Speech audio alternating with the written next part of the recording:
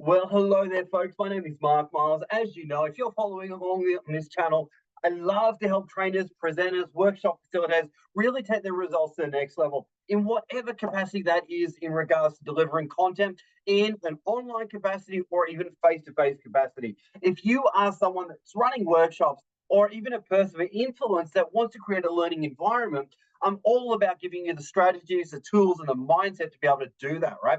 So, today's video is all about breaks. Take a break, folks. Let's have a kick out. Now, this is a very unusual, I guess, minor topic that actually plays into a very bigger picture. But what we need to appreciate is that if we don't give people breaks, people get very upset very quickly, but they often don't articulate it. And the other thing about it is if we give too many, not enough, if people feel like, they're just being pushed past their limits, all of the emotional stuff comes up for them. And we need to appreciate that energy management is a critically important area to look at and get very good at if we are going to really excel and help our learners or workshop participants really get the most out of our training event, right? So in today's video, I want to talk to you about a couple of things to think about with breaks, right? This came up at a recent workshop I ran because someone said, Mark, you give so many breaks. I'm like, yeah, of course you do. Of course you do, right? And they weren't yet used to my reality of giving multiple breaks throughout the entire day. You see, the thing is, for me, I'm always looking to work with someone's focus capacity and concentration levels. I'm not going to work against it, right? And traditional trainers who don't know what we're about to teach will really be, unfortunately, in the habit of going like training for like 90 minutes or, even 60 minutes, and they'll keep pushing and pushing and pushing. And then they'll wonder why their learners are zoned out, not concentrating, and just not taking anything in, right? So we need to appreciate energy management of our audience is our job. It's our responsibility to really keep the energy levels as high as possible in the learning environment or whatever context we're working in as a trainer, right? So a couple of things. Let's take a step back and let's zoom out for a second. Why do we even give breaks, right? Why do we even give them? If you rewind all the way back to school, maybe primary school, like we had a morning tea break or we had an afternoon break or we had a lunch break, typically because we were hungry, right? In the world of the adult learning environment, it's a little bit different, right? It should be coming similar, but anyway, let's talk about adults for a second, right?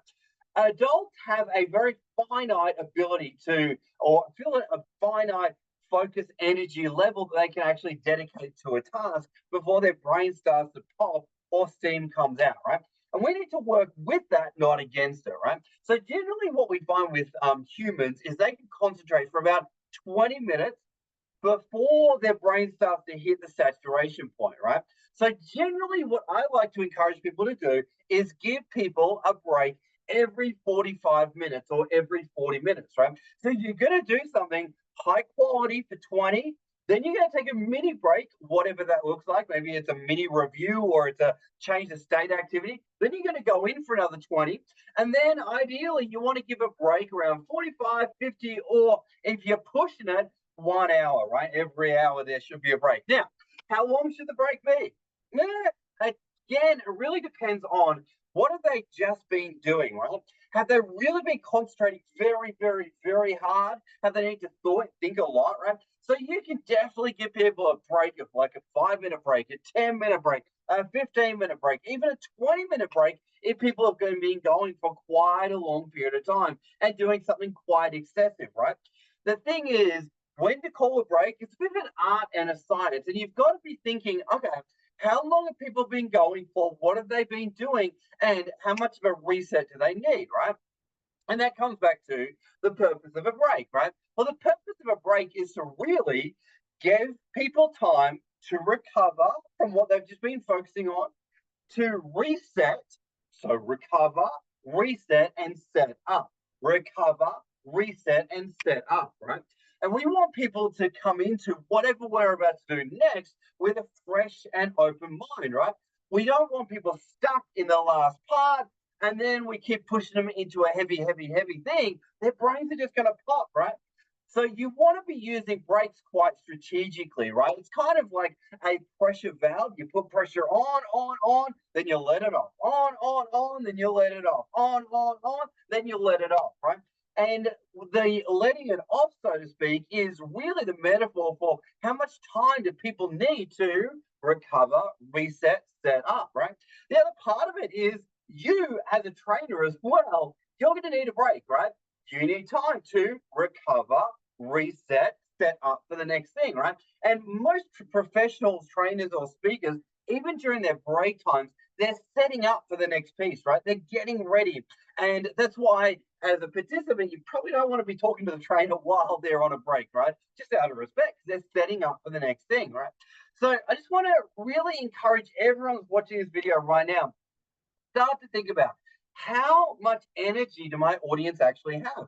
And acknowledge that it's finite, right? Your audience do not have limited amounts of energy. So if you're training for like 90 minutes and you're pushing them to an hour and a half, maybe even 2 hours before you give them a break, please stop. Please stop, because you're going to find that your audience is just not going to take on all the great information you're sharing, right? So, as a general rule, you want to be giving short, sharp breaks. And let's go to the topic of lunch, right? Now, this whole concept of lunch is a little bit unusual because whether people are doing a course from home or doing a course, outdoors, or even inside, and they need to maybe go out and get lunch, well, you need to allow time for that as well, right?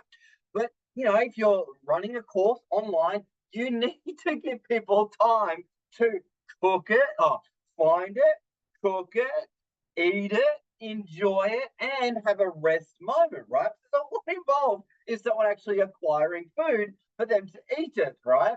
In the world of, out there doing, out there in a learning environment face to face, well, maybe they need to use the kitchen. Maybe they need to actually go to a restaurant, right? So you've got to factor all of this in. So maybe give them a break for an hour, maybe a little bit more if they need to go and find something, right? So all these things you've got to factor into how often you give breaks, how long the breaks are, and all these things. Now, on a one final note, with online delivery, you have to be aware of this because someone sitting down watching a monitor, their energy drains faster than if they're in a face-to-face learning environment. And that's just common sense, right? So you're concentrating so much harder when you're an online student or online Zoom participant. So you need to be aware of that as a trainer, and you need to give people short, sharp, fast, regular breaks, right? If you don't, you're kind of going against the, I guess, context that you're delivering in.